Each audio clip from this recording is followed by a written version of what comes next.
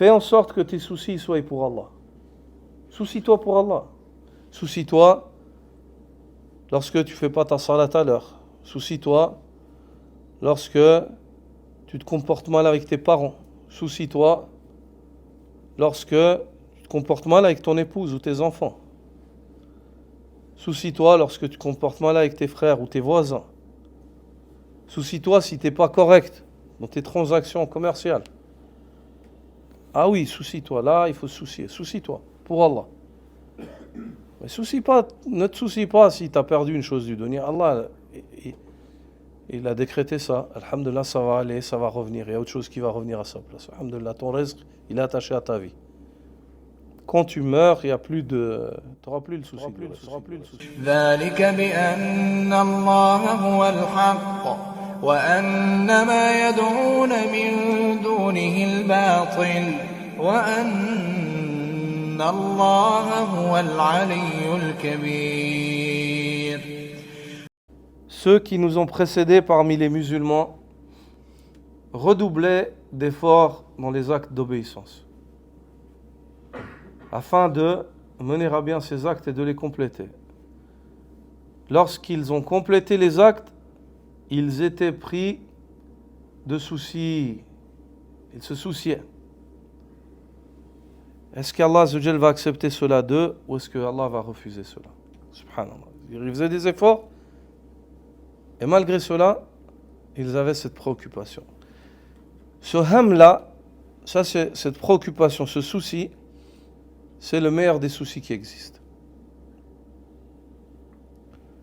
Hassan al-Basri dit إن استطعت ألا يكون لك إلا هم آخرتك فافعل. Si tu peux ne pas te soucier d'une autre chose, si ce n'est de ta vie future, le souci de l'au-delà, Jannah, Jahannam, le fait de comparer devant Allah, Al-Hisab, Al-Sirat, l'au-delà, ainsi. Si tu peux ne pas avoir comme préoccupation, le vrai souci c'est ça, il a dit fais-le. C'est un bon souci. Continue à te soucier. Il dit aussi rahimallahu mra'an waqafa 'inda hammi. Qu'Allah Azza wa Jal fasse miséricorde à un homme qui s'arrête sur son souci. In kana lillah mada. S'il voit que son souci il est pour Allah, il continue de se soucier. Wa in kana li ghayri Allah tawaqqaf. Et s'il voit que son souci il est pour le dunya, pour une chose, il a dit il s'arrête de se soucier. Qu'Allah fasse miséricorde à un homme comme ça. Waqafa 'inda hammi. Et regarde, c'est quoi qui te préoccupe ton cœur? Ah, s'il y a ça, fais les choses du dunya, mais ne fatigue pas trop ton cœur avec celles-ci. Fais-les, parce que tu dois les faire. Personne dit, mais ne fatigue pas ton cœur comme si c'est la fin, ou le début de tout, ou la fin de tout. Il faut le faire, tu le fais, mais le cœur, fatigue-le avec l'au-delà. C'est pour ça que il y a cette parole, je ne me rappelle plus, c'est de Omar ibn al-Khattab où il dit وَمَنْ تَشَعَّبَتْ بِهِ هُمُومُهُ فِي الدُّنْيَا لَا يُبَالِ اللَّهُ فِي أَيِّ وَادٍ مِنْ أَوْدِيَةِ الدُّنْيَا هَلَكَ. Dit celui dont ses préoccupations, elles se dissipent, elles courent dans le dunya. C'est-à-dire souci dans le dunya, que dans le dunya. Amar radiyallahu anhu, il dit Allah ne se soucie pas dans quelle contrée ou dans quelle vallée parmi les vallées du dunya cette personne-là va courir à sa perte. C'est un homme du dunya. Il n'a pas compris. Il n'a pas compris qu'il est dans le dunya pour gagner l'au-delà. Il est en train de se soucier pour le dunya comme si c'est la fin, l'ultime fin, comme s'il est là pour elle. Alors qu'Allah Azza wa Jalla, il l'a mis ici, c'est un passage. C'est un tremplin pour l'au-delà. Fais en sorte que tes soucis soient pour Allah. Soucie-toi pour Allah. Soucie-toi lorsque tu ne fais pas ta salat à l'heure. Soucie-toi lorsque tu te comportes mal avec tes parents. Soucie-toi lorsque tu te comportes mal avec ton épouse ou tes enfants. Soucie-toi lorsque tu te comportes mal avec tes frères ou tes voisins. Soucie-toi si tu n'es pas correct dans tes transactions commerciales. Ah oui, soucie-toi. Là, il faut se soucier. Soucie-toi pour Allah. Mais ne te soucie pas si tu as perdu une chose du dunya. Allah, il a décrété ça. Alhamdulillah, ça va aller, ça va revenir. Il y a autre chose qui va revenir à sa place. Alhamdulillah, ton rizq, il est attaché à ta vie. Quand tu meurs, tu n'auras plus le souci du rizq. C'est fini. Tu auras d'autres soucis. Donc soucie-toi pour ces soucis qui vont venir, qui sont éternels. Prépare-toi. Parce que le fait de se soucier pour ça va te réformer. Fil islah. Tu vas vivre une réforme intérieure et extérieure. Et tu vas trouver le bonheur, le vrai bonheur. Le vrai bonheur, il est là-dedans. Le fait de se préoccuper de ce de quoi tu dois te préoccuper. Et de délaisser ce qui ne te regarde pas. Délaisse ce qui ne te regarde pas. Occupe-toi de ce qui t'est utile. Accroche-toi à ce qui t'est utile et place ta confiance en Allah subhanahu wa ta'ala. Le prophète sallallahu alayhi wa sallam a évoqué la question de cette préoccupation du souci de l'au-delà. Et la préoccupation du dunya. Il dit Man kanati dunya hamma. Celui qui a pour le dunya comme souci. Farraqa Allahu alayhi amra.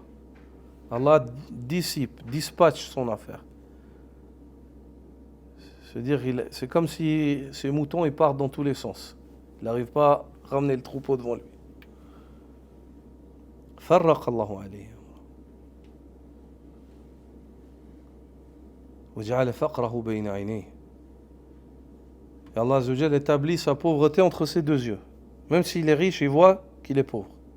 Regarde, des fois des gens, ils ont des millions, ils perdent sur 10 millions, ils perdent 100 000 francs ou 1 million, il en a encore 9. Mais c'est la fin, c'est la crise, c'est la catastrophe. Il se voit pauvre, ruiné. Farraqallahu alayhi. Alors qu'il se peut qu'une personne, elle a 20 francs, elle en perd 30 et il dit Alhamdulillah, khayr inshallah.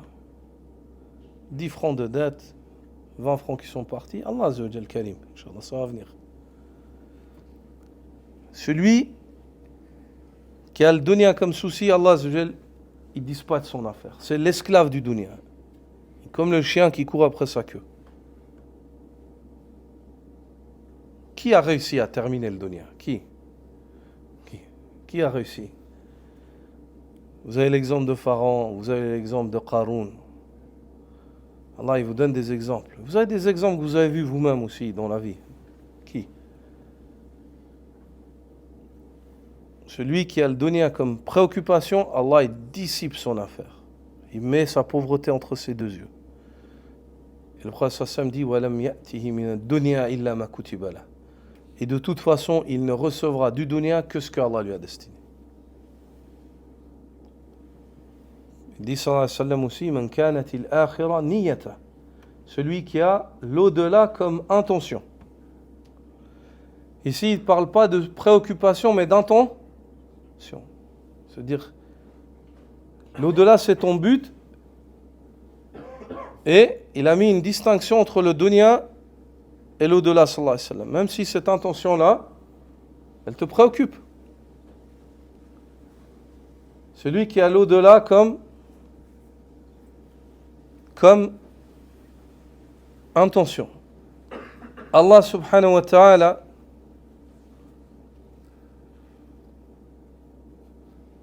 lui approche son affaire. Jama'a Allahu lahu amra. Allah approche pour lui son affaire. Wa ja'ala ghinahu fi qalbi. Il établit sa richesse dans son cœur. Wa atathu ad-dunya wa hiya raghima. Et le dunya vient à lui et il lui est assujetti, soumis. Le dunya vient à lui et il lui est soumis. Celui qui se soucie de l'au-delà. C'est important. C'est important que vous méditiez sur ça. C'est important que soyez préoccupés par l'au-delà, préoccupés par vos œuvres. Allah, le mois de Ramadan, il faut y méditer. Vous avez passé un mois entier dans la ibada. Il ne faut pas l'oublier. Il faut que vous méditiez. Les salafs, 6 mois, ils se souciaient. 6 mois. 6 mois. Allah accepte. Ya Rab, accepte de nous. Ya Allah, accepte de nous ce qu'on a fait pendant ce mois-là. Allah, pardonne-nous nos péchés. Astaghfirullah. Ainsi de suite. 6 mois, ils étaient attachés à ça. Mais cet attachement aussi, il les réformait dans leur vie. Il les poussait à continuer dans les bonnes œuvres. Continuer à prier la nuit. 6 mois, tu réfléchis au mois de Ramadan, ce que tu as fait, tu te dis, subhanallah, j'arrivais à prier le tarawih tous les soirs. Et le qiyamul layl, pendant la dernière décade, pour certains plus tôt déjà, j'arrivais à faire ça durant tout ce mois-là. Pourquoi j'arrive pas à me lever juste un peu et faire 2 rak'at avant le fajr? Pourquoi j'arrive pas? Il y aura dire nafsa. Il se remet en question, il se révise. J'arrivais à jeûner tout un mois. Pourquoi j'arrive pas à jeûner au moins 3 jours dans le mois? Même si j'arrive pas à la suite, au moins un jour ici, un jour par là. 3 fois dans le mois jeûner comme ça. Pourquoi j'arrive pas? J'arrivais à terminer le Coran peut-être 4 fois, 5 fois durant le mois de Ramadan. Pourquoi je ne le termine pas au moins une fois par mois? Il se révise, il se rectifie. C'est important. C'est important. C'est important. ذلك بأن الله هو الحق وأن ما يدعون من دونه الباطل وأن الله هو العلي الكبير